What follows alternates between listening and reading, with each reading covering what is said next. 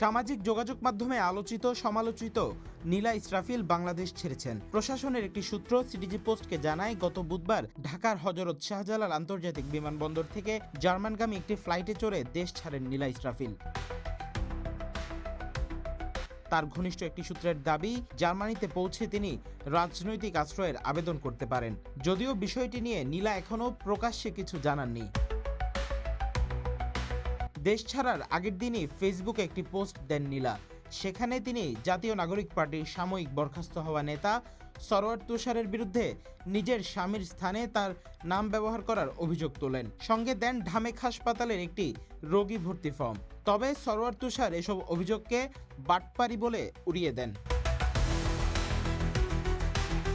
এটি প্রথমবার নয়, এর আগেও বিভিন্ন সময়ে নানা বিতর্কে ছিলেন নীলা ইসরাফিল। প্রয়াত ভূমি উপদেষ্টা এএফ হাসান আরিফের ছেলে মুয়াজ আরিফের বিরুদ্ধে নির্যাতনের মামলা করে আলোচনায় আসেন তিনি।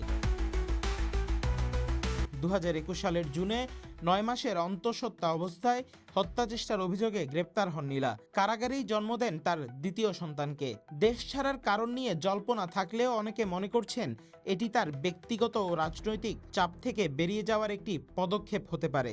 এখন সবার দৃষ্টি জার্মানিতে তার পরবর্তী পদক্ষেপের দিকে।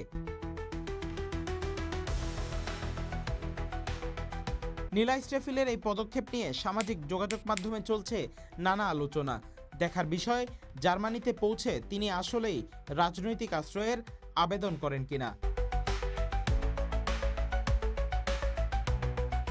News desk, CTG post.